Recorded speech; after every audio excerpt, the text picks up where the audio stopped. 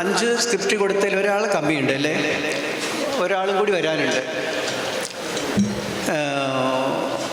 നിങ്ങൾ ഓരോരുത്തരും ആദ്യ ഭാഗത്തെ ഫസ്റ്റ് പേജ് എടുത്ത് പിടിക്കൂ. ഫസ്റ്റ് പേജ് ഈ പൂർവാംഗം എഴുതിയതാണ് അല്ല, ഒന്നാമത്തെ പേജ്. നമ്മൾ റീഡേഴ്സ് തിയേറ്റർ എന്നുള്ളൊരു സങ്കല്പത്തിൽ സമീപിക്കുമ്പോൾ തന്നെ വായിക്കാനുള്ള വസ്തുത ഇതല്ല. ഇപ്പം ലങ്കാലക്ഷ്മിയാണ് ഇരിക്കുന്നത്, ഇത് മറ്റേതല്ലേ? ഇതിരുന്നോളൂ. വായിച്ചല്ലോ. ഇതൊരു മോഡൽ. നിങ്ങൾ വർക്ക് എക്സ്പീരിയൻസിന് വേണ്ടി ചെയ്യുന്നൊരു അഡ്വാൻസ് അതിൻ്റെ സിംറ്റംസ് മാത്രമാണ് പറയുന്നത്. ആ കൂട്ടത്തിൽ ചില വകുപ്പുകൾ പറഞ്ഞത് മാത്രമല്ല. നമ്മളിത് പുതുതായിട്ട് സാധനം ഇൻട്രൊഡ്യൂസ് ചെയ്യാൻ പോവുകയാണല്ലോ. ഒരു കസേര എടുത്തോളൂ. അതാ ചേർ. ഇത് വേദികൾ നമ്മൾ ചെയ്യേണ്ടത് ഇങ്ങനെ ഇരുന്നിരിക്കണം എന്നൊരു നിർബന്ധമില്ല. നമ്മുടെ ഉള്ള സൗകര്യം കൺവീനിയൻ്റ് ആവണം. അവരുടെ കൈ ഫ്രീ ആവണം, മുഖം ഫ്രീ ആവണം, അവർ പറയാനുള്ള ശരീരം ഫ്രീ ആവണം. വായിച്ചവരെ ശീലിച്ചിരിക്കണം. മറ്റൊരാൾക്ക് വേണ്ടി ആ വായനാസുഖം കൊടുക്കാനാണ് അവർ വന്നത്. അതിനപ്പുറം അത് സാഹിത്യരൂപം എന്നുള്ള അനാടകമായൊരു സാഹിത്യരൂപമാണെങ്കിൽ പോലും അതിനകത്ത് നിന്ന് എന്തൊക്കെ നിങ്ങൾക്ക് കേൾക്കേണ്ടതും വായിച്ചെടുക്കേണ്ടതുണ്ടോ അത് കിട്ടാൻ സാധ്യമാകുന്ന തരത്തിലുള്ള വായനയാണ് വേണ്ടത്. ഇപ്പോൾ വോള്യം വേണം, ക്ലാരിറ്റി വേണം, വൊക്കാബുലറിയും സിലബിൾസൊക്കെ വളരെ വ്യക്തമാവണം. അവരുടെ ടങ്കും വോയിസ് ട്രെയിനിങ്ങിനെ പറ്റിയൊക്കെ നമ്മൾ ഇങ്ങനെയുള്ള ആൾക്കാർക്ക് പറഞ്ഞു കൊടുക്കേണ്ടതാണ്. നമ്മുടെ തന്നെ സംസാരത്തിൽ നമ്മളെ ഭാഷ തന്നെ ഓരോരുത്തരും ഇങ്ങനെ ചങ്ക് പിടിച്ചിട്ടൊക്കെ സംസാരിക്കും. നല്ല സൗണ്ട് എവിടുന്നാണ് വരുന്നത്? ശബ്ദം എവിടുന്നാണ് വരുന്നത്? തൊണ്ടയെന്ന് അല്ലേ? ഇവിടെ വയറുന്നാണ് വരുന്നത്, അവിടെ തൊണ്ടയെന്ന്. പിന്നെ ആരുണ്ടോ? അടിവയറ്റുന്നാണ് വരുന്നത് ചിലർക്ക്. പിന്നെ മൊത്തം ശബ്ദം അങ്ങനെ പലയിടത്തുനിന്ന് ഇപ്പോൾ കൺഫ്യൂഷനാണ് നമുക്ക്. ഒന്ന് മനസ്സിലാക്കിക്കോളൂ. നടൻ്റെ ശാബ്ദികമായി ട്രെയിനിങ് കഴിക്കുന്ന നടൻ്റെ ഗുരു നായയാണ്. ഗുരുനാഥൻ നായ. എന്തുകൊണ്ട് അങ്ങനെ പറയുന്നത്? തമാശയിൽ നായ ശ്വസിക്കുന്നത് കണ്ടിട്ടുണ്ടോ നിങ്ങൾ? ഓരോ ശ്വാസം ഇങ്ങനെ ശ്വസിക്കുക. അതുകൊണ്ട് ഇവിടുന്ന് ശബ്ദം ഇവിടെ എന്ന് പറഞ്ഞാൽ അത് ശബ്ദം ഇവിടെ എത്തും. നമുക്ക് ഇവിടുന്ന് ഇങ്ങോട്ട് എത്താനൊക്കെ ഒരു വോയിസ് ഉണ്ടാക്കാൻ ഒക്കുമോ? അപ്പോൾ ഈ വായനാശീലക്കാർ ആദ്യം അവരെ വോയിസിൽ തുടങ്ങണം. അവരെ ശബ്ദം നമ്മൾ ഈ ഫാരിക്സിൽ ആരെങ്കിലും ട്രാക്ക് ചെയ്യുക, ലിപ്പ് എന്നൊക്കെ പറയും. ലിപ്പ് ചലിപ്പിക്കാൻ ഗട്ടാക് പോർഷൻ സിസ്റ്റം നമ്മൾ നടനെ പഠിപ്പിക്കുന്നുണ്ട്. നമ്മളെല്ലാം എങ്ങനെ പറയണം, പാ എങ്ങനെ പറയണം. ഇപ്പം ഗോപി എന്ന് എൻ്റെ പേര്, ഞാൻ ചിരിച്ചുകൊണ്ട് എൻ്റെ പേര് ഗോപി എന്ന് പറഞ്ഞാൽ എത്ര അക്ഷരം വ്യക്തമാവും? എൻ്റെ ചുണ്ട് ലിപ്പ് കൃത്യമാവണം. ബേസിക് ഫോണറ്റിക്സിൻ്റെ ലിപ്പ് മൂവ്മെൻറ്റ്സാണ് ഞാൻ പറഞ്ഞത്. ഇതൊരു വലിയ സയൻസാണ്, ആക്ടറുടെ സയൻസാണ്. നമ്മളും മിനിമം ഇത് അറിഞ്ഞിരിക്കണം എന്ന് ഞാൻ പറയുന്നത്. നല്ല ഭാഷയിൽ മനസ്സിലാവുന്ന തരത്തിൽ ലിപ്പ് കോർഡിനേറ്റ് ചെയ്തിട്ട് ഫോണറ്റിക്സ് ഉച്ചരിക്കാൻ ശ്രമിക്കാം. അപ്പോൾ ആ ഉച്ചാരണം കുഞ്ഞുനാളിലെ ക്ലിയർ ആവാൻ വേണ്ടി സ്കൂളുകാരൊക്കെ ഇതൊരു ടൂളാക്കി എടുത്തിരിക്കുന്നു.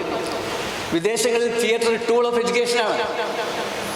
നമുക്ക് എഡ്യൂക്കേഷൻ്റെ മേലെ ചേർക്കുന്നൊരു ഉടയാട മാത്രമാണ് നാടകം. അതിൻ്റെ പിന്നാലെ നമ്മൾ ഓടുന്നത്. മറ്റത് അവർ കുട്ടികളെ ചെറിയ ക്ലാസ്സിൽ തുടങ്ങുന്നത് നാടകത്തിലൂടെ പഠിപ്പിക്കുന്നത്. തിയേറ്റർ ടൂളാണ് അവരുടെ. അതുകൊണ്ട് കുഞ്ഞു സ്കൂളിലെ ടീച്ചേഴ്സിനൊക്കെ കെമിസ്ട്രി പ്രൊഫസറെ ശമ്പളം ഉണ്ടാവും. കേട്ടാൽ നിങ്ങൾ വിശ്വസിക്കില്ല, നുണ പറയാതെ പറയണം. ഞാനിപ്പോൾ ഇന്ന് രാജഗോപാൽ മാഷോട് പറയായിരുന്നു. അവർ സബ്ജക്റ്റ് പഠിച്ച് അവർ പെർഫോമിംഗ് ആർട്സ് കൂടി പഠിച്ചിട്ടാണ് കയറി വരുന്നത്. എന്താ വെച്ചാൽ ഈ പഠിപ്പിക്കേണ്ട ഓരോ ഘട്ടത്തിലും തിയേറ്ററാണ് അവരുടെ ടൂൾസ്. ശബ്ദം, ആ വർത്തമാന പറച്ചിലിൻ്റെ വൃത്തി, അതിനകത്ത് നാടക സാഹിത്യത്തിനകത്തുണ്ടാകുന്ന ഉപസൂചനകൾ, ശബ്ദത്തിൻ്റെ സബ്ടെക്സ്റ്റുകൾ, സാഹിത്യത്തിൽ വരുന്ന ആശയങ്ങളുടെ ഉൾവിളികളൊക്കെ ഈ വാക്കിലൂടെ കൊണ്ടുവരണം എന്ന് മനസ്സിലാക്കണം നമ്മൾ. അങ്ങനെ വോയിസ് ട്രെയിനിങ് കൊടുത്തിട്ടാണ് ഇത് പഠിപ്പിക്കുന്നതും അതുണ്ടാവാൻ വേണ്ടിയിട്ടാണ് വായന ശീലിക്കുന്നതും.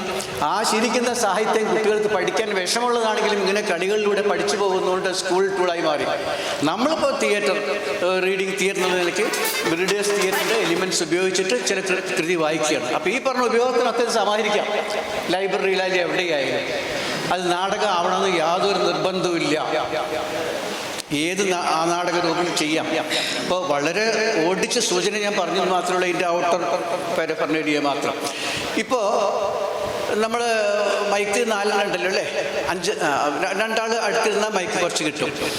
അപ്പോൾ ആദ്യത്തെ പേജിലുള്ള വാക്ക് വായിക്കുക. ഒന്ന് വായിക്കൂ. ആദ്യത്തെ പേജ്, വലിയ ഫസ്റ്റ് ഫ്രണ്ട് പേജിലത്തെ ചട്ട മുതൽ. നിങ്ങൾക്ക് കാണുന്നുണ്ടോ? ഞാൻ സാങ്കേതിക ജടിലത പറയുന്നില്ല, കാരണം കാണുന്നുണ്ടാവുമെന്ന് വിചാരിക്കുന്നു. ഇതൊക്കെ ഇതിൻ്റെ ഭാഗമാണ്. ഇപ്പം ലൈറ്റ് ഇട്ടപ്പോൾ നമുക്ക് അവരെ കാണും, പക്ഷെ അവർക്ക് നമ്മളെ കാണുമെന്ന് ചോദിക്കൂ. വിഷമുണ്ട്. വേണ്ട, ചട്ട വായിക്കാനാ പറഞ്ഞത്.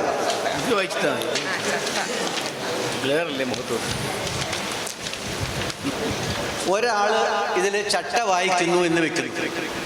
ഒരു നടൻ ചട്ട വായിക്കണം. അയാൾക്ക് ആ ചട്ട വായിച്ചാൽ പിന്നെ ഒരു പണിയില്ല എന്ന് വിചാരിക്കാൻ നമുക്ക്. ശരി, ആ പിന്നെ വായിക്കാൻ പോകുന്ന സബ്ജക്റ്റിൻ്റെ ഒരു ഇൻട്രൊഡക്ഷൻ നടത്തുകയാണ് ഒരാൾ. അപ്പോൾ ആ ഇരുത്തം കൺവീനിയൻ്റ് ആണോ നിങ്ങൾക്ക്? എത്ര നേരം വേണ്ടി വായിക്കും? കൈ മുടങ്ങിപ്പോയിട്ട് നിവർത്തിയില്ല. അപ്പം നമ്മൾ കൈ ഫ്രീയാക്കാൻ എന്ത് വേണം? നമ്മൾ സ്റ്റാൻഡ്, അതിൻ്റെ മുകളിൽ പാട്ടുകാർ വെക്കുന്ന മാതിരി വെക്കാനുള്ളൊരു തട്ട്, അതിൻ്റെ മുകളിൽ ചട്ട. ഇപ്പം ഞാൻ ഈ പ്രിൻ്റ് ചെയ്ത് നിങ്ങൾക്ക് തന്നുള്ള സാധനത്തിൽ വലിയ അക്ഷരങ്ങളാണ്. അങ്ങനെ വലിയ അക്ഷരമായി പ്രിൻ്റ് ചെയ്തിട്ട് വേണം കൊടുക്കാൻ ആക്ടേഴ്സിന്. അത് വലിയ ചട്ടയ്ക്കകത്ത് വെച്ചിട്ട് അത് വെച്ച് അവിടെ നിൽക്കണം. നിവർത്തി വെച്ചാൽ 2 പേജ് ഒന്നിച്ച് കാണാൻ കഴിയും. ഇടയ്ക്ക് മറക്കാനൊന്നും പറ്റില്ല. അതിന് പോലും ഒരു വൃത്തിയും വെടുപ്പും ഒരു സയൻസും ഉണ്ട്. അത് പാലിക്കണം. വളരെ മെജസ്റ്റിക് ആവണം, വളരെ എസ്തെറ്റിക്കലാവണം, ഒക്കെ ആവണം. ഒരു ആക്ടറാണ് അയാൾ, അതിൻ്റെ വൃത്തിബോധം ഒക്കെ ഉണ്ടാവണം. കമ്മ്യൂണിക്കേഷനാണ് അയാളുടെ ആയുധം. അപ്പോൾ ഫുള്ളി കമ്മ്യൂണിക്കേറ്റഡ് ആവണം. ഇതൊക്കെ ഈ റീഡിംഗ് എന്ന് പറഞ്ഞ ആർട്ടിൻ്റെ പിന്നിലുള്ളതാണ്. പഠിക്കാനുള്ള റീഡിംഗ് അല്ല പറയുന്നത് കേട്ടോ, അത് വേറൊരു സയൻസാണ്. എങ്ങനെ നാടകം വായിക്കണം എന്നുള്ളത്, ഇറ്റ്സ് അനദർ സയൻസ്. അത് നമ്മൾ വേറെ തന്നെ സാഹിത്യം കൈകാര്യം ചെയ്യേണ്ട. നാടകം വായിച്ചെടുക്കേണ്ടത് എങ്ങനെയാണെന്നുള്ളത്, എന്ത് തരത്തിലാണെന്നുള്ളത്. ഇവിടെ അതിൻ്റെ ചെറിയൊരു അംശം നമ്മൾ ഉപയോഗിക്കും. രംഗത്ത് അവതരിപ്പിക്കപ്പെടുന്ന ഒരു ഭാവം നമുക്കിതൊന്ന് കിട്ടുന്നുണ്ട് എന്ന് മനസ്സിൽ വിചാരിക്കാം. നമുക്കിപ്പോൾ അത് അറിയില്ല എന്താ വായിക്കുന്നത്. ഇൻട്രൊഡ്യൂസ് ചെയ്യണം. ശരി, വായിക്കുന്നു. ലങ്കാലക്ഷ്മി, CN ശ്രീകണ്ഠൻ നായർ. നിങ്ങൾക്ക് വ്യക്തമായല്ലോ കാര്യം കേട്ടു. ഇപ്പം ഇങ്ങനെ ഒരു വായന അദ്ദേഹം വായിച്ചിടണം. അദ്ദേഹം ഒരു കഥാപാത്രമാണോ? മാറി മാറി വായിച്ചുകൂടാ, ഇല്ലല്ലോ. അപ്പോൾ പ്രസൻറ്റ് ചെയ്യുന്ന ആൾ ഇപ്പോൾ വന്നിരുന്നു, പക്ഷേ ഇയാൾക്കൊരു എൻട്രി ഉണ്ടായിരിക്കും. നമ്മുടെ തിയേറ്റർ എന്ന് വാക്ക് ചേർത്തിട്ടുണ്ട്, റീഡേഴ്സ് തിയേറ്ററാണ്. അപ്പോൾ തിയേറ്ററിൻ്റെതായ എല്ലാ ഒരു പെരഫർണേലികളും നമ്മൾ കൂടെ കൊണ്ടുവരികയാണെങ്കിൽ ഒരു എൻട്രൻസ് ഉണ്ടായിരിക്കും, ഒരു പ്രവേശനം ഉണ്ടായിരിക്കും, ഒരു നിഷ്ക്രമണം ഉണ്ടായിരിക്കും. അതിനകത്ത് പലതും വളരും ഇല്ലാതാവുകയൊക്കെ ചെയ്യും. അപ്പോൾ ഇവിടെ ഒരു വന്നിരിക്കുന്ന രീതി ഉണ്ടായിരിക്കും. നാട്ടുണ്ടായിട്ടുള്ള ചിത്രം ഉണ്ടല്ലോ, കുറച്ച് കാലം നേരം നിൽക്കുന്നു, തൊട്ട് പറഞ്ഞിട്ട് ഈ നിൽക്കുന്ന ആൾക്കാർ നീളം സ്റ്റാൻഡിൻ്റെ മുകളിലാണ് നിൽക്കുന്നത്. മുതിർന്നവർ, കോളേജുകാർ, പ്രൊഫഷണൽ ട്രൂപ്പും ഉണ്ട്. ഇങ്ങനെ ഇതേപോലെ ഇതിപ്പോൾ ഒരു മോഡൽ പറഞ്ഞതാണ്. അവർ കൈ ഫ്രീ ആണ്, അവർ ആക്ട് ചെയ്ത് പറഞ്ഞുകൊണ്ടിരിക്കുകയാണ്. അത് ഗ്രൂപ്പായിട്ടാണ് പറയുന്നത്. ഇതൊക്കെ നമ്മൾ കാണുന്നത് നിങ്ങളവിടെ ചെയ്യുമ്പോൾ ഇതൊക്കെ മനസ്സിലുണ്ടാകാൻ വേണ്ടിയിട്ടാണ്. ഇതൊന്നും പൂർണ്ണ രൂപത്തിലല്ല. ഇവർ പറയുന്ന ഓഡിയോ കേൾക്കുമ്പോൾ നിങ്ങൾക്ക് അതിൻ്റെ ക്ലാരിറ്റി കുറച്ച് മനസ്സിലാവും. അങ്ങനെ വെറൈറ്റി ഉണ്ട്. ഞാൻ ഓരോ എടുത്തെന്ന് മാത്രമേ ഉള്ളൂ. ഈ ഇരുന്ന് ഇയാൾ വായിച്ചപ്പോൾ നിങ്ങൾ കേൾവിയല്ല, കാണുന്നില്ലേ? തിയേറ്ററിൻ്റെ അംശമാണല്ലോ, വിഷ്വലാണല്ലോ. അപ്പോൾ ഇയാൾ ഇങ്ങനെ ഇരുന്നാൽ മതിയോ? നമ്മൾ വിമർശിക്കുകയാണ് ഈ നടൻ. അയാൾ എന്ത് ഭംഗിയിൽ കാണണം, അല്ലെങ്കിൽ അദ്ദേഹത്തിനൊരു ധാരണ ഉണ്ട്, അല്ലെങ്കിൽ അദ്ദേഹത്തിന് സംവിധായകൻ പറഞ്ഞിട്ടുണ്ടോ എങ്ങനെ ഇരിക്കണം, എങ്ങനെ വരണം നിൽക്കണം എന്നൊക്കെ. ചിലപ്പോൾ ഓടി വന്ന് വരിയായിട്ട് വന്നിട്ടൊരു ടിപ്പിക്കൽ ഫോർമേഷൻ നടത്തിയിട്ടുണ്ടായിരിക്കും. ഇതിനാണ് പറയുന്നത് അയാളിങ്ങനെ വളഞ്ഞിരിക്കണോ, നേരെ നിൽക്കണോ, ഒരു ആക്ടറുടെ സ്റ്റഡിനെസ് ആയിട്ട് വേണോ എന്നൊക്കെ നമ്മൾ തീരുമാനിക്കണം. ഇതൊക്കെ ഇതിൻ്റെ ഭാഗങ്ങളാണ്. കുട്ടികളെ പഠിപ്പിക്കണം, പ്രായമുള്ള ആൾക്കാർ വായിക്കുമ്പോൾ, കവിത വായിക്കുമ്പോൾ പോലും. അപ്പോൾ തലക്കെട്ട് വായിച്ചു. ലങ്കാലക്ഷ്മിയാണ്, CN ശ്രീകണ്ഠൻ നായരാണ്. ലങ്കാലക്ഷ്മി എന്താണ്? ഒരു നാടകമാണ്. CN ശ്രീകണ്ഠൻ നായർ നാടകത്രയത്തിൽ ഒന്നാണ്. അതിൽ ഒരു തുടക്കം പേജാണ് അവർ വായിക്കാൻ എടുത്തിട്ടുള്ളത്. ഇപ്പോൾ അത് തലക്കെട്ട് അദ്ദേഹം പറഞ്ഞു. ഇതിന് എത്ര കലാപരമായിട്ട് നാടകീയമായിട്ട് പ്രസൻറ്റ് ചെയ്യാവോ അങ്ങനെയൊക്കെ ആലോചിച്ച് വേണം. അതിന് ഓരോരുത്തർക്കും ഓരോ സ്റ്റൈലിൽ പ്രസൻറ്റ് ചെയ്യാം. ഒരാൾക്ക് ഇരുന്ന് നെരേറ്റർ കസാലിരുന്ന് വായിക്കാം. ഇപ്പോൾ ഇവിടെ അവതരിപ്പിക്കാൻ പോകുന്നു CN ശ്രീകണ്ഠൻ നായരുടെ നാടകത്രയങ്ങളിൽ ഒരു നാടകമായിട്ടുള്ള ലങ്കാലക്ഷ്മിയാണ് എന്ന് പറയാം. മറ്റൊക്കെ അതിൻ്റെ തീം പറയാം, അങ്ങനെയൊക്കെ പറയാം. ഇതിപ്പോൾ അങ്ങനെ അതാണെന്ന് കരുതിയിട്ട് നമ്മൾ സാധനം പറഞ്ഞതാണ്. അടുത്ത പേജ് തുറന്നാൽ എന്താണുള്ളത്? അതെ. അപ്പൊ വിഷ്വലി ഒരാൾ പറഞ്ഞാൽ അയാൾ തന്നെ വീണ്ടും വീണ്ടും പറഞ്ഞാൽ നമുക്ക് കാഴ്ചക്ക് എന്തെങ്കിലും ഒരു ഡിഫറൻസ് ഇല്ലായ്മ തോന്നുമോ? അപ്പൊ നമ്മൾ എന്ത് ചെയ്യും? ലാസ്റ്റ് ആൾക്കോട്ട് വായിപ്പിക്കാൻ പറയും. നോക്കുക, അതിനകത്ത് ഒന്നുമില്ല. പക്ഷെ ചില ജിമ്മിക്സാണ്, വിഷ്വൽ ജിമ്മിക്സ് മാത്രം. ഇവിടുന്ന് ശബ്ദം കേട്ടാൽ അപ്പുറത്താണ് ശബ്ദം വന്ന് നിങ്ങൾ തിരിഞ്ഞു നോക്കുന്നു. ഒരു ഇടവേള, ഒരു ചെറിയ ഫ്രാക്ഷൻ ഓഫ് സെക്കൻഡ്സ് അലേർട്ടാവാൻ നമ്മൾ ശ്രമിക്കും നോട്ടം കൊണ്ട്. ഇത്രയുള്ള അതിനകത്ത് വേറെ ആനക്കാര്യമൊന്നുമില്ല. അതുപോലും നാടകം അതിൻ്റെ ഉള്ളിലുണ്ട്. അടുത്ത ആള് ആ പാരഗ്രാഫിൽ ഒരു 4 സെൻറ്റൻസ് വായിക്കാൻ തുടങ്ങണം. അദ്ദേഹത്തിന് ഇരുത്തവും ഭംഗിയൊക്കെ നിങ്ങൾക്ക് ഇഷ്ടപ്പെട്ടു. ആ ഇരുത്തമൊക്കെ അതൊക്കെ നിങ്ങൾ ആലോചിച്ചോളാം. ആ നല്ല സുന്ദരനാണോ അയാൾക്ക് ആടലല്ലേ സുഖം, അവർ അംഗീകരിച്ചു. വായിക്കുന്നു. 1958 ഞാൻ കാഞ്ചനസീത എഴുതുമ്പോൾ ഒരു ഹൃദയത്തെപ്പറ്റിയൊരു സങ്കല്പം ഉണ്ടായിരുന്നില്ല. ദശരഥനെയും രാവണനെയും കേന്ദ്രീകരിച്ച് സാകേതം, ലങ്കാലക്ഷ്മി എന്നിങ്ങനെ 2 നാടകങ്ങൾ കൂടി എഴുതുമ്പോൾ ഒരു നാടകത്രയം ആവുമല്ലോ എന്ന് പിന്നീട് വിചാരിച്ചു. 1965 ആഗസ്റ്റ് മാസത്തിലാണ് സാകേതം എഴുതിയത്. വർഷം കുറേയായി എന്നർത്ഥം. എന്നാൽ ലങ്കാലക്ഷ്മി എഴുതിയപ്പോഴും 1974 നവംബറായി. അപ്പോൾ കാഞ്ചനസീത എഴുതിയിട്ട് വർഷം 16 കഴിഞ്ഞു നിന്നു. നാടകത്രയമാവുമ്പോൾ ശില്പമാതൃകയിൽ വലിയ വൈജാത്യം പരസ്പരം ഉണ്ടാവാതിരിക്കുകയാണ് നന്നെന്ന് കരുതുന്നുണ്ടാവുക. അവിടെ കേട്ടു. അപ്പോൾ ആ വായിച്ചത് മുഴുവൻ നിങ്ങൾ ആ വാചകം മുഴുവൻ കേട്ടു, അക്ഷരങ്ങൾ പിടികിട്ടിയോ, മനസ്സിലായോ? ഇല്ല. അപ്പം നമ്മൾ ചെയ്തൊരു പ്രയോജനമുണ്ടോ? അദ്ദേഹം പറയാത്തതുകൊണ്ടാണോ?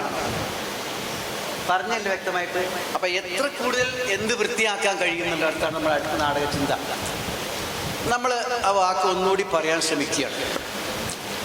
അതേ വാചകം തന്നെ ഒന്നുകൂടി. 1958 ഞാൻ കാഞ്ചനസീത എഴുതിയപ്പോൾ ഒരു ഹൃദയത്തെ പറ്റിയുള്ള സങ്കല്പം ഉണ്ടായിരുന്നില്ല. ദശരഥൻ്റെയും രാവണനെയും കേന്ദ്രീകരിച്ച് സാകേതം, ലങ്കാലക്ഷ്മി എന്നിങ്ങനെ 2 നാടകങ്ങൾ കൂടി എഴുതുമ്പോൾ ഒരു നാടകത്രയം ആവുമല്ലോ എന്ന് പിന്നീട് വിചാരിച്ചു. അല്പം കൂടി ക്ലാരിറ്റി ഒന്നുമില്ലേ? ഇത്രയല്ലേ വേണ്ടു, നമുക്ക് മനസ്സിലാവാൻ അത്രയല്ലേ വേണ്ടു. അപ്പോൾ നമ്മൾ അറിയണ്ടോ കണ്ടുപിടിക്കുന്നത് നമ്മൾ അക്ഷരങ്ങളുടെ സ്പീഡ്. ഇനി അതിനകത്തുള്ള ഉദ്വേഗം വേറെ ഒന്ന് കേട്ടോ. അപ്പോൾ ഇപ്പോൾ ഉള്ള സ്പീഡ് ഒന്ന് സ്വീകരിച്ചാൽ അക്ഷരങ്ങൾക്ക് ക്ലാരിറ്റി നിങ്ങൾ ഉണ്ടാവും എന്ന് ജനം വിധി എഴുതി. അപ്പം അത് പിടിച്ചോളാം. ബാക്കി വായിച്ച് നിർത്തിയതിൻ്റെ ബാക്കി വാചകം വായിക്കുക. 1965 ആഗസ്റ്റ് മാസത്തിലാണ് സാകേതം എഴുതിയത്. വർഷം കുറേയായി എന്നർത്ഥം. എന്നാൽ ലങ്കാലക്ഷ്മി എഴുതിയപ്പോഴേക്കും 1974 നവംബറായി. അപ്പോൾ കാഞ്ചനസീത എഴുതിയിട്ട് വർഷം 16 കഴിഞ്ഞിരിക്കുന്നു. നാടകത്രയമാകുമ്പോൾ ശില്പമാതൃകയിൽ വലിയ വൈജാത്യം പരസ്പരം ഉണ്ടാവാതിരിക്കുകയാണ് നന്നെന്ന് കരുതുന്നുണ്ടാവുക. അവിടെയൊക്കെ അക്ഷരങ്ങൾ സ്പീഡായി പോയില്ലേ? അപ്പോൾ അത്തരം ലിപ്സ് ജമ്പിംഗ് ഒക്കെ നമ്മൾ ശ്രദ്ധിക്കേണ്ടതാണ്. അങ്ങനെ പറഞ്ഞു പോവുകയുള്ളൂ. ഇപ്പോൾ അതിൻ്റെ കോർഡിനേഷൻ ഒന്നും ഇപ്പോൾ നമ്മൾ നടത്തില്ല. നമ്മൾ റീഡിങ് പ്രാക്ടീസിൽ നിന്ന് പോകും. അതിനാണ് നമ്മൾ റീഡിങ് പ്രാക്ടീസ് ചെയ്യുന്നത്. അപ്പോൾ ഈ അക്ഷരത്തിന് ക്ലാരിറ്റി ഒക്കെ വരും. ഇത് നമ്മൾ കൊച്ചുകുട്ടികളോട് ഇങ്ങനെ തന്നെ പറയാം, നമ്മൾ ഇങ്ങനെ തന്നെയാണ് ചെയ്യേണ്ടത്. എത്ര ക്ലിയർ കട്ടായിട്ട് ഈ യന്ത്ര സാമഗ്രികൾക്കിടയിൽ കൂടെ സഞ്ചരിച്ചാൽ അത് എത്തുന്നതാണ് നോക്കേണ്ടത്. ഇവിടെ നമുക്ക് വലിയ കുഴപ്പമില്ല. ഈ ഹാളിന് കുറവുള്ള സാധനം ഒരു റിവർബറേഷനാണ്. ഏതെങ്കിലും ഹാളിൽ ചെന്ന് വായിച്ചാൽ ഒന്നും കേൾക്കില്ല. ശബ്ദം കൂട്ടിയ വോളിയം കൂട്ടിയ തീരും കേൾക്കില്ല. അത്രയും റിവർബറേഷനുള്ള സ്ഥലത്ത് വായിച്ചാൽ ശരിയാവില്ല. എത്ര നന്നായി വായിച്ചാലും നിങ്ങൾക്ക് വിജയിക്കില്ല നാടകം. അതുകൊണ്ട് ശബ്ദം നമ്മുടെ മാത്രമല്ല അറ്റ്മോസ്ഫിയറിൻ്റെയും വളരെ പ്രധാനമാണ്. അതുകൊണ്ട് എക്കോസ്റ്റിക്സ് ലിവിങ് റൂമിൽ പോലും എക്കോസ്റ്റിക്സ് കണ്ടീഷനിങ് ആവണം എന്ന് ജനം ആഗ്രഹിക്കുന്നത് അതുകൊണ്ടാണ്. School, college, lecture hall, cinema theatre, നാടകശാലകളൊക്കെ എക്കോസ്റ്റിക്കലി 100% പെർഫെക്റ്റ് ആവുമ്പോഴേ അത് ആവുള്ളൂ. അങ്ങനൊരു കാലം വരുന്ന പ്രതീക്ഷിക്കുക. ഒരു science stands as it is right. അതവിടെ ഉണ്ട്. അപ്പോൾ ആ വീക്ക്നെസ് നമ്മൾ മനസ്സിലാക്കിക്കൊണ്ട് മുന്നോട്ട് പോകണം. ആ സ്പേസ് കുറച്ച് തുറന്നിട്ട് സ്ഥലമാണെങ്കിൽ പ്രോബ്ലം ഇല്ല. അല്ലെങ്കിൽ നിങ്ങൾ വായിച്ചാൽ ഒന്നും മനസ്സിലാവില്ല, റിവർബറേറ്റ് ചെയ്യപ്പെടും.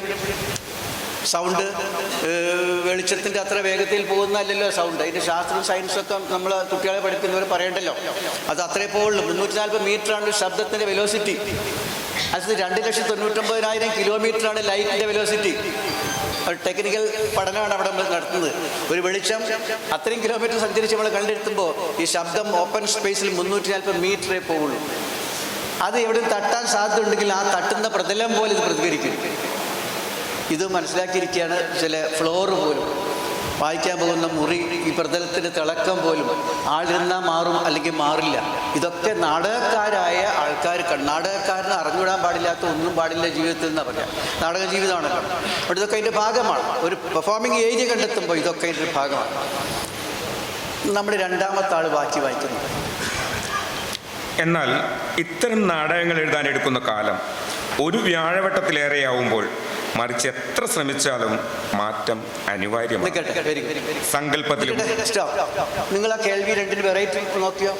ഈ വെറൈറ്റിയാണ് നിങ്ങൾക്ക് വേണ്ടെങ്കിൽ കാഴ്ചയുടെ വെറൈറ്റി പോലെ ഓഡിയോ വെറൈറ്റി നമ്മൾ നോക്കണം. ഒരു ശബ്ദത്തിൽ നിന്ന് മറ്റൊരു ശബ്ദം, ചില ശബ്ദത്തിന് ചില ക്വാളിറ്റി കൂടി, അതാണ് ആവശ്യമെങ്കിൽ നമ്മൾ ആ റോളിൻ്റെ ആ വായന അയാൾക്ക് കൊടുക്കും.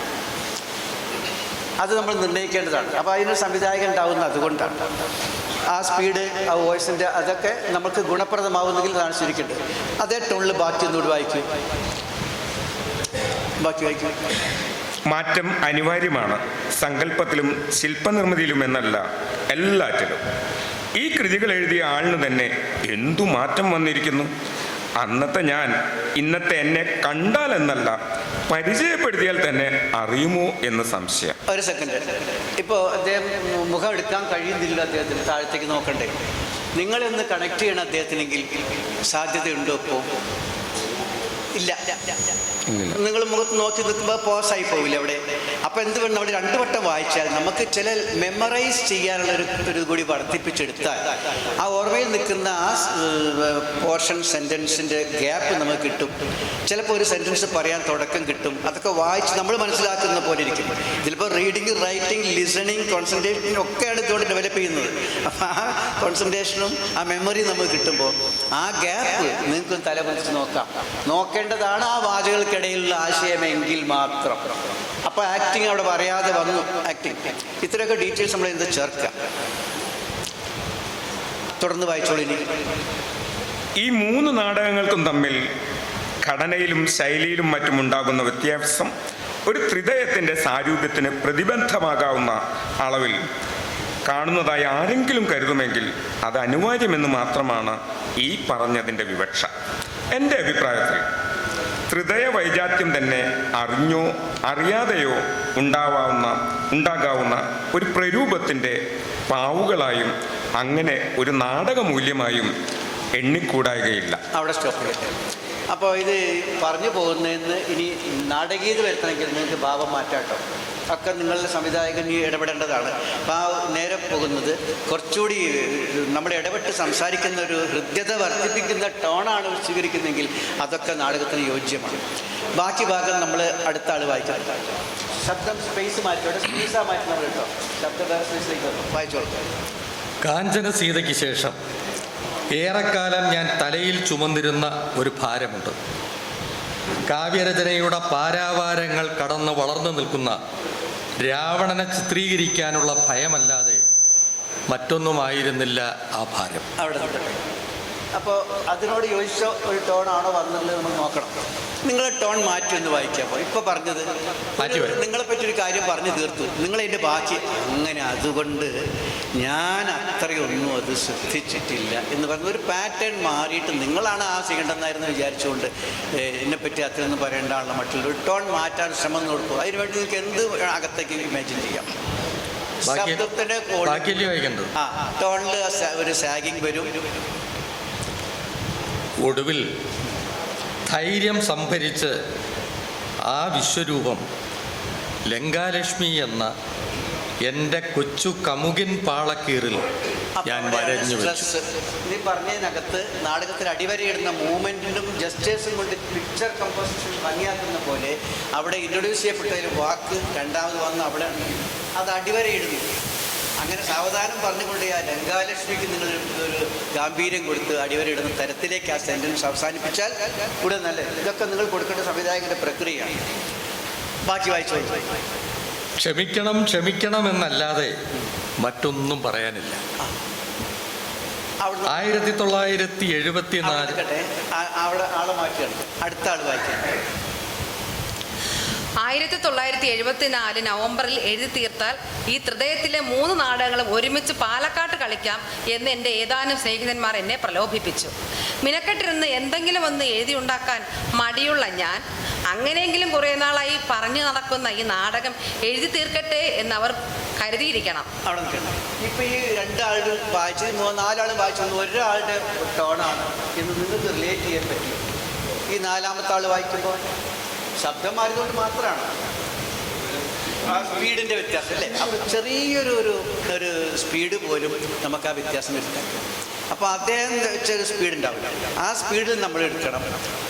ഒരാൾ മാറി വായിക്കും എന്നുള്ളത് നമ്മൾ ഈ റൂളിൽ അനുവദനീയമായതാണ്. ഈ റീഡേഴ്സ് തിയറിൽ അനുവദനീയമായ ഒരാളുടെ ഭാഷ ഒരാൾക്ക് പറയാനുള്ളത് 10 ആളാവും, ചിലപ്പോൾ 10 ടോണിൽ പറയുക. അതൊക്കെ നമ്മുടെ സ്വാതന്ത്ര്യം. നമുക്ക് വായന കൃത്യമായിട്ട് എത്തേണ്ടടുത്ത് എത്തിക്കുക എന്നുള്ളതാണ്.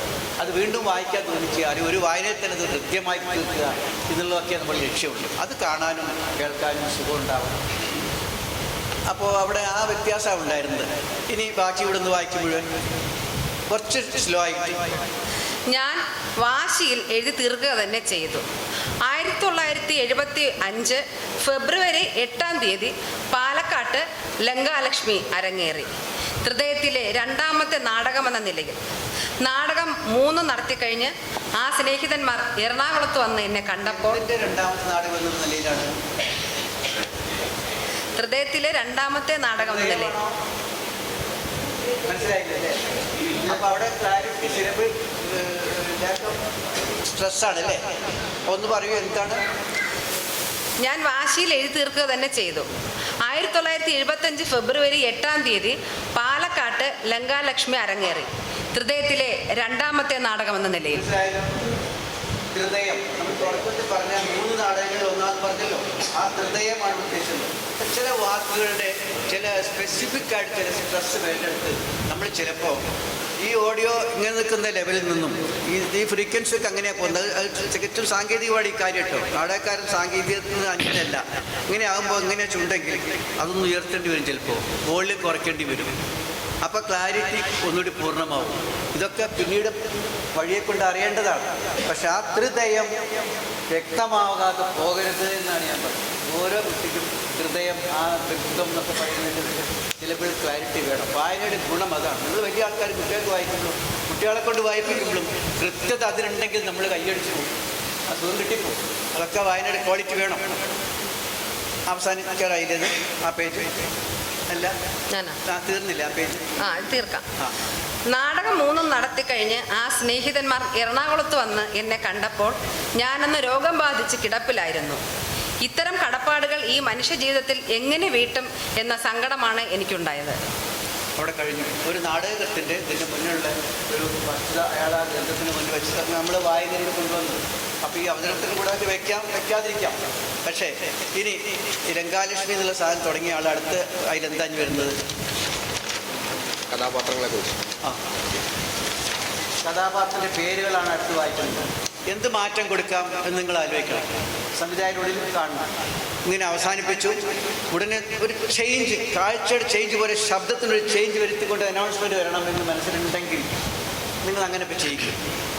ഒരു ടോൺ മാറ്റിയിട്ട് കഥാപാത്രങ്ങളുടെ പേര് ലങ്കാലക്ഷ്മി നിങ്ങൾ പറഞ്ഞല്ലോ, അതുപോലെ പേരൊന്ന് വായിക്കാവോ?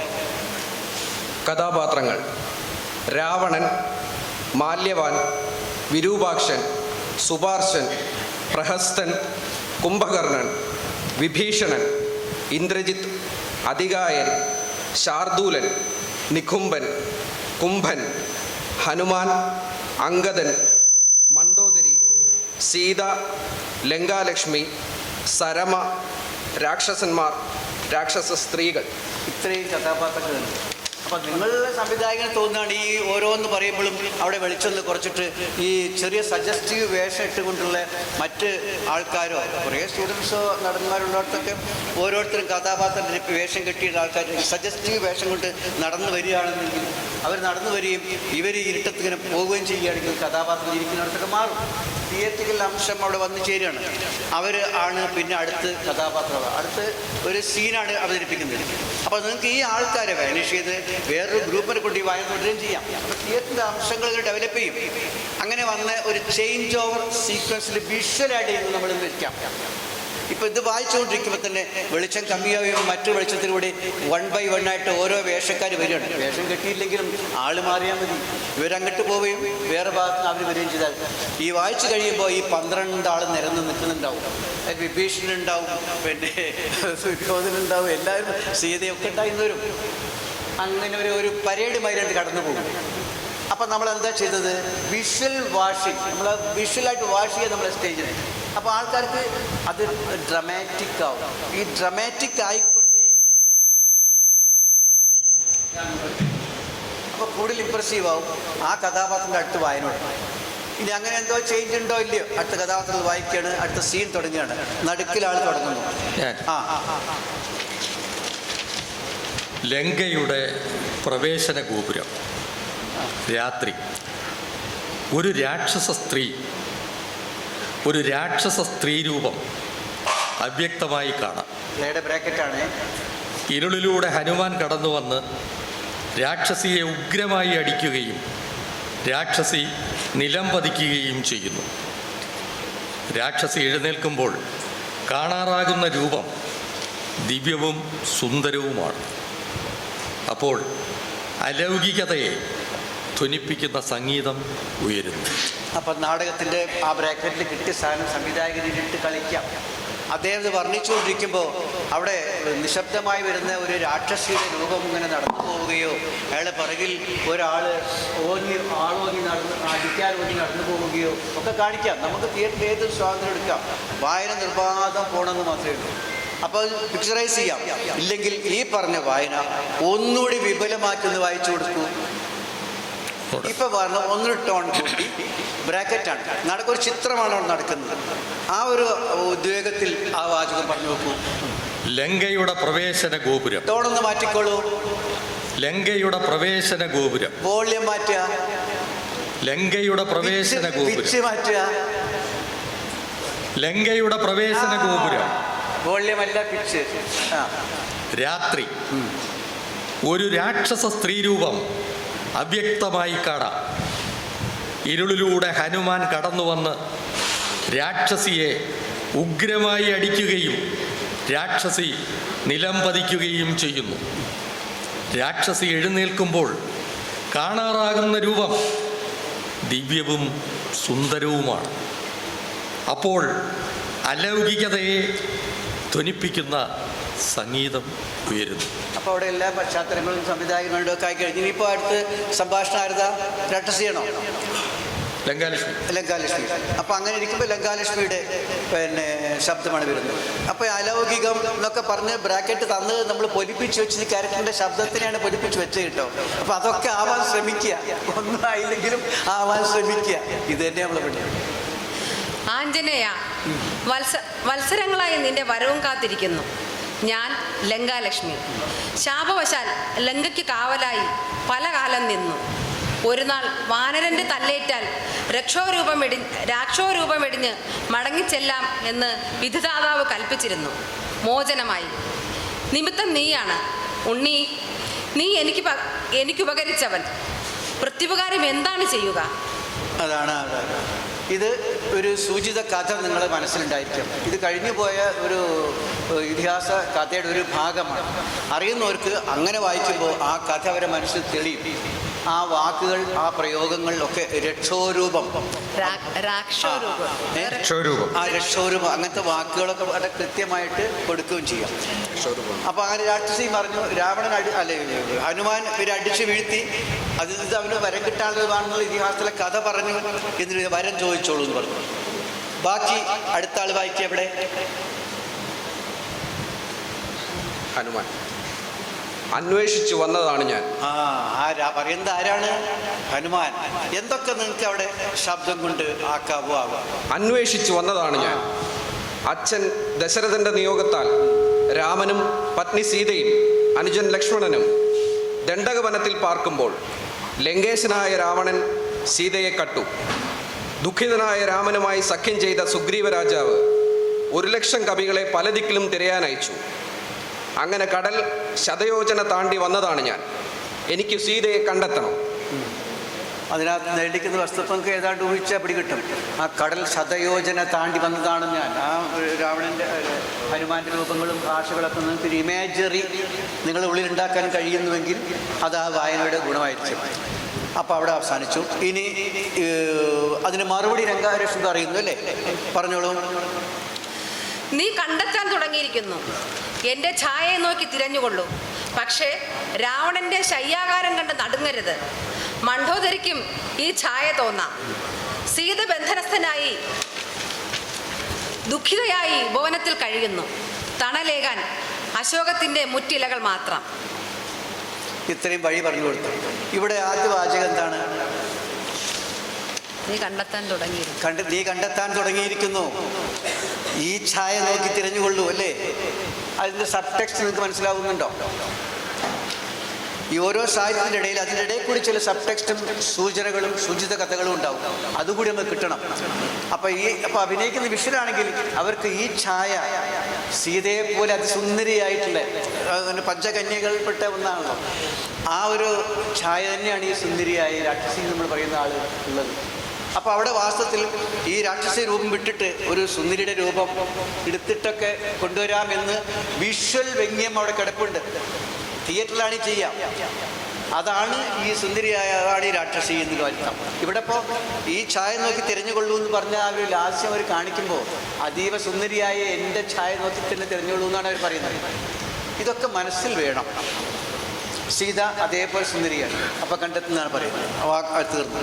ഇനി ഇവിടെ പറയണവരല്ലേ, ഉപവനം ഏതു ദിക്കിൽ? ഏത് ദിക്കിൽ? ഹനുമാനാണ് ചോദിക്കുന്നത്. അപ്പം എങ്ങനെ ചോദിക്കും? ചാടാൻ തയ്യാറായി നിൽക്കുമ്പോഴല്ലേ ചോദ്യം. അപ്പം എങ്ങനെ ചോദിക്കും? ചിത്രം ആലോചിച്ചോളൂ. കിട്ടിപ്പോയി, ഛായ നോക്കി തിരഞ്ഞാൽ മതിയല്ലോ, ഉടനെ അവിടെ എത്തണം. പിന്നെ അറിയേ വേണ്ടു ആ ധൃതിയിലുള്ള ചോദ്യം എന്താവും? ഉപവനം ആ ഗത കയ്യിലുണ്ട്. ഉപവനം ഏത് ദിക്കിൽ? ഇപ്പൊ ഞാൻ പോകുന്നുള്ളതാണ് വരുന്നവിടെ. അവരങ്ങനെയുള്ളൊരു ഫോമിൽ വായിപ്പോയി ഹനുമാൻ്റെ. അപ്പം അങ്ങനെയുള്ളൊരു വിഷ്വൽ ഉണ്ടാക്കാൻ നമ്മൾ കൊടുക്കണം. ചിത്രം ഇങ്ങനെ ഒഴുകി വരുന്ന പോലെ തോന്നിക്കണം. ശബ്ദ സാങ്കേതികങ്ങളുടെ വൈകല്യം ഒഴിവാക്കാൻ അതൊക്കെ ഒരു മാർഗമാണ്. ബാക്കി ലങ്കയിൽ എവിടെ നിന്നും കാണാം ഒരു സ്വർണ്ണ താഴികക്കുടം കോവിലിന്റെ പാർശ്വത്തിൽ, അതിന് വടക്ക് വെളിപ്പാടകലെ. അതിന് വടക്ക് അത് വഴി പറഞ്ഞു കൊടുക്കുമ്പോൾ എങ്ങനെയൊക്കെ ആവുമോ അതേപോലത്തെ പറഞ്ഞു കൊടുക്കുന്നു. വെളിപ്പാടകലെ. ദേവി ലളിതാംബികെ, ഇവന് വഴി കാട്ടാൻ അവിടുന്ന് തന്നെ വന്നല്ലോ. അതെ. അപ്പോൾ ആ ആകാരമൊക്കെ ആ സ്ത്രീയുടെ മുമ്പിൽ വണങ്ങിയിട്ടാണ് പോകുന്നത്. അപ്പോൾ ആ നിന്നുകൊണ്ട് പറയുമ്പോഴും ആ വണക്കമൊക്കെ ആ പറച്ചിലും ഉണ്ടാവണം. ആ മിനിമം ആക്ടിങ് ആ പുസ്തകം വെച്ചുകൊണ്ട് വരണം. അതിന് അടുത്ത വരുന്നു അല്ലേ? അവർ പോയി ഇനി കുറച്ചല്ലേ ഉള്ളൂ. ഞാൻ പിൻവാങ്ങുന്നു. നിനക്കിനി ലങ്കയിലേക്ക് കടക്കാം. സൂക്ഷിച്ചു പോകൂ. രാവണൻ വംശോദ്ധാരകൻ, വിശ്വവിജയി, പക്ഷിനാഗ യക്ഷ ദൈത്യ ദാനവരക്ഷോകങ്ങളാൽ മൃതിയില്ലെന്നു വരവും നൽകി. മൃതിയില്ലെന്ന് വരവും വിരിഞ്ചൻ നൽകി. അപ്പൊ അത് കൃത്യമായിട്ട് പറയാൻ നമ്മൾ ആക്ട്രസിന് ട്രെയിനിങ് കൊടുത്തോളണം. പിന്നെ ആരാലും എനിക്കപ്പെടാൻ കഴിയില്ലാത്ത സ്വന്തം പതനത്തിന് എന്നെ കാവലാക്കാൻ കഴിഞ്ഞവൻ മകൻ മേഘനാഥൻ. ഇനി അവിടുത്തെ വിവരം പറഞ്ഞു കൊടുക്കണം. മകൻ ഓരോരുത്തർ മേഘനാഥൻ എന്ന് പറഞ്ഞാൽ നിസ്സാര സാധനമല്ല. ഇനിയിപ്പോ സർവ അത് ഉപയോഗിച്ചാണ് ഓരോന്നും പറയുന്നത്. അപ്പൊ അതിനൊക്കെ കൈയും മുഖവും അപ്പർ പാർട്ട് ഓഫ് ദി ബോഡിയും ഫ്രീ ആണെങ്കിൽ നമുക്ക് പലതും ചെയ്യാൻ കഴിയും. ആ തരത്തിലേക്ക് നമ്മൾ ചിത്രം ഇറങ്ങിക്കൊണ്ട് എന്തായാലും തിയേറ്ററിന്റെ അംശം നമ്മൾ ഉപയോഗിക്കുന്നുണ്ടല്ലോ. ഈ ചിത്രം സാഹിത്യങ്ങൾ ചില്ലേജ്. മകൻ മേഘനാഥൻ മായാരണപടു ഇന്ദ്രനെ വെന്ന് ഇന്ദ്രജിത്ത് എന്ന നാമവും നേടി. അനുജൻ കുംഭകർണൻ എന്ന കറുമ്പൻ ഉണർന്നാൽ ഉലകം വിറകൊള്ളും. തുല്യബലമുള്ള രക്ഷോവീരന്മാർ സഹസ്രം. ഇവിടെ കടൽ താണ്ടിയ വിക്രമം പോരാ, കൂടുതലുണ്ടല്ലോ കയ്യിൽ. കാറ്റിൻ്റെ മകനല്ലേ ഞാൻ പോകുന്നു. ഈ രാവിലെ തന്നെ ഉള്ളിൽ കടക്കണം കരുതലോടെ. നീ ഒരു യുഗസന്ധിക്ക് നിമിത്തമെന്ന് ഓർമ്മിക്കുക. വിജയിച്ചു വരൂ. അടുത്ത സീനാണ്. ഇവിടെ ഒരു ബ്രേക്ക് ഉണ്ടാവും. ആ ബ്രേക്ക് സപ്പോർട്ട് മ്യൂസിക് ആവാം, ഒക്കെ ആവാം. അപ്പം അങ്ങനെ ചിട്ടപ്പെട്ട് വരുമ്പോൾ അങ്ങനെയുള്ള മ്യൂസിക് ട്രാക്കൊക്കെ ഉള്ള ഇടാൻ പറ്റില്ല. മീഡിയ ഒക്കെ ഉണ്ടാവും, ചെയ്യാൻ പറ്റും. നമുക്ക് അതിന് സമയത്ത് അതൊരു മോഡൽ വർക്ക് ചെയ്യേണ്ടത് മാത്രമേ ചെയ്യുന്നുള്ളൂ. അപ്പോൾ ഈ സാധനത്തിന് സപ്പോർട്ട് ചെയ്ത് കഴിഞ്ഞാൽ നല്ല ചിത്രമാവും. അടുത്ത പീസ് വരുന്നു, തീരാൻ പോവാണ്. സീൻ മാറി. മകൻ മേഘനാഥൻ മായാരണപ്പെട്ടു. ഇന്ദ്രനെ വന്ന് ഇന്ദ്രിയത്തിനെ നാമവും നേടി. അനിതൻ കുംഭകർണൻ എന്ന കറുമ്പൻ ഉണർന്നാൽ ഉലകം വിറകൊള്ളും. തുല്യബലമുള്ള രക്ഷോവീരന്മാർ സഹസ്രം. ഇവിടെ കടൽ താണ്ടിയ വിക്രമം പോരാ, കൂടുതലുണ്ടല്ലോ കയ്യിൽ. കാറ്റിൻ്റെ മകനല്ലേ ഞാൻ പോകുന്നു. ഈ രാവിലെ തന്നെ ഹമ്മിങ് കണ്ടോ?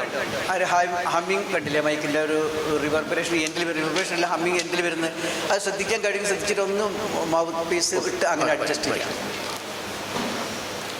മകൻ മേഘനാഥൻ മായാരണപടു ഇന്ദ്രനെ വന്ന് ഇന്ദ്രജിത്തിന് നാമവും നേടി അനിതൻ കുംഭകർണൻ എന്ന കറുമ്പൻ വന്നാൽ ഉലകം വിറകൊള്ളു. അതെ, ഇപ്പം ഇവിടെയൊക്കെ വേണ്ടത് അക്ഷരങ്ങളിലെ ക്ലാരിറ്റിയാണ്. നമ്മൾ തുടക്കത്തിൽ വന്നു പോയത് ആ കഥാപാത്രത്തോടെ വന്നില്ലേ, അപ്പോൾ നമ്മൾ കണ്ട അതേ ഡിഫക്റ്റ് തന്നെയാണ് അതുള്ളത്.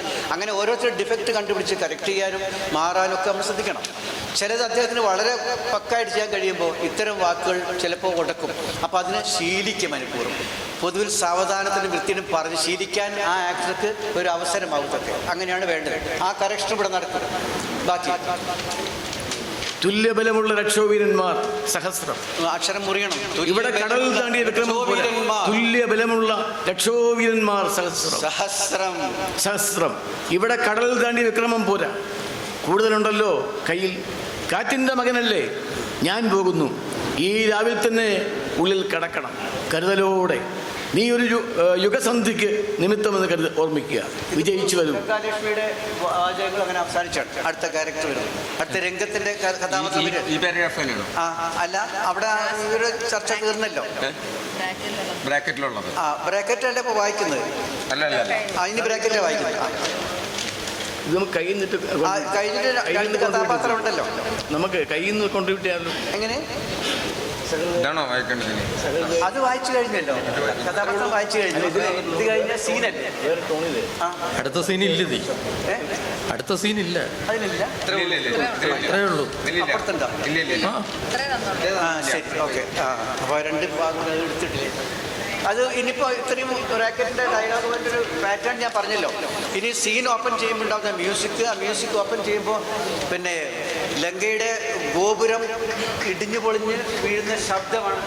ശബ്ദത്തോടു കൂടി അത് കേട്ട് അലർട്ടായി നടക്കുന്ന അച്ഛനും മക്കളും കുടുംബത്തിൻ്റെ ബഹളമാണ്. ഡ്രാമ ഒന്നുകൂടി ഇൻറ്റൻസീവായി കയറുന്ന സമയമാണ് അടുത്തത്. അപ്പോൾ അതിനുള്ള തുടക്കം നമ്മൾ വെച്ചിരിക്കണം. അപ്പോൾ ഈ പാറ്റേണിലാണ് നമ്മൾ ഇത് ചെയ്യുന്നത്. ഇതിനകത്ത് ഇതിപ്പോൾ നിന്ന് ചെയ്യുകയാണെങ്കിൽ ഇത്ര ഈസി കിട്ടില്ല. കാരണം സ്റ്റാൻഡ് പുസ്തകം കയ്യിൽ ഉണ്ടാകുമ്പോൾ കൈയാംഗ്യങ്ങൾക്കൊന്നും പറ്റില്ല. ഇത്തരം ട്രഡീഷണലായിട്ട് ഇത്തരം നാടകങ്ങളൊക്കെ ആണെങ്കിൽ ബോഡിയുടെ ജസ്റ്റിക്കുലേഷൻസ് ഒക്കെ വൈഡായിട്ട് കാണിക്കണമെങ്കിൽ ചിത്രം വലുതാക്കണമെങ്കിൽ കൈ ചെയ്യാം. അതുകൊണ്ടാണ് സ്റ്റാൻഡിലൊക്കെ വെച്ച് വായിക്കുന്നത് കണ്ടത്. അതുകൊണ്ടാണ് അങ്ങനെ കുറച്ചെണ്ണം കാണുമ്പോൾ ഇതിൻ്റെ വ്യത്യാസം നമുക്ക് അറിയാൻ കഴിയും. അപ്പോൾ അതിന് മിനിമം കാര്യങ്ങളാണ് ഞാൻ പറഞ്ഞത്. ഈ ഓഡിയോ മൂവ്മെൻറ്റ്, ഇടയ്ക്ക് വന്ന ടെക്നിക്കൽ ഡ്രമാറ്റിക് ക്വാളിറ്റികൾ, അക്ഷരങ്ങളുടെ വേണ്ടി സബ് ടെക്സ്റ്റ് പുറത്തു വരാനുള്ള ശ്രമം, എത്ര നാടകീയമായി നമ്മളെ പ്രകൃതത്തിൽ നാടകീയത വരുത്താവോ അത് വരുത്തുക, ഇങ്ങനെയൊക്കെയാണ് വേണ്ടത്. അപ്പോൾ ഇനി നിങ്ങൾ പോകുമ്പോഴും നല്ലൊരു ഐഡിയ ഇല്ലാണ്ടായി പോകണ്ട. കാസ്റ്റിംഗ് ഇത് ടെസ്റ്റ് ചെയ്ത് വായിച്ചിട്ട് കാസ്റ്റിംഗ് ഉണ്ട്. കാസ്റ്റിംഗ് ഇതിനുമുണ്ട്. ഒന്ന് വായിപ്പിക്കുക അത് ഇരുന്നിട്ട്, പട്ടത്തിലിരുന്നിട്ട്. അപ്പോൾ അതിനൊരു ആവറേജ് ഐഡിയ കിട്ടും. എന്നിട്ട് കാസ്റ്റ് ചെയ്യുക, അവർക്ക് പിന്നെ പേജുകൾ കൊടുക്കുക. അപ്പോൾ വായന അത്രയും നന്നായിരിക്കും. ഒരാൾക്ക് വരെ 5 ആളെയും 10 ആളേക്ക് വെക്കുന്നതിന് ഒരു വിഷമമില്ല. ഒരു വലിയ പാസേജ് ആണെങ്കിൽ ഒരാളുടെ പാസേജ് 5 ആളും വായിക്കുകയാണെങ്കിലും ഒരാളുടെ തോന്നിയ തരത്തിൽ വായിക്കാൻ കഴിയുന്നത്. ഇങ്ങനെയൊക്കെ ചെയ്യാനുള്ള സ്വാതന്ത്ര്യം. ഇനി 10 ആളുടെ കൂടി ഒരാൾക്ക് വരണമെങ്കിൽ അങ്ങനെയും മാറി ചെയ്യാൻ കഴിയുന്ന നടന്മാർക്ക് അങ്ങനെയും ചെയ്യും. അപ്പോൾ അവിടെ നിബന്ധനകളില്ല. പൊതുവിൽ ഇത് നമ്മൾ നാടകം മാത്രമാക്കണ്ട. ഞാൻ അതിൻ്റെ കൂട്ടത്തിൽ വേറൊരു നാടക ഫോം കൂടി തന്നിട്ടുണ്ട്. അത് ആരുടെ കയ്യിലുള്ളത്? വേറെ ഒരു പുസ്തക നിരൂപണം പോലെ ഒരു പീസ് കയ്യിലുണ്ടല്ലോ. അത് വളരെ പെട്ടെന്ന് വായിച്ചാൽ അവർ 2 ആൾ വരും. ഇത് നിൽക്കട്ടെ കേട്ടോ. ഇനി ഇതിൻ്റെ ബാക്കി നിങ്ങളവിടെ ചെയ്യുമ്പോൾ ആ കാസ്റ്റിങ്ങും ഇതും ഒന്ന് ശ്രദ്ധിച്ചോളുക. ആ അടുത്ത 2 ആൾ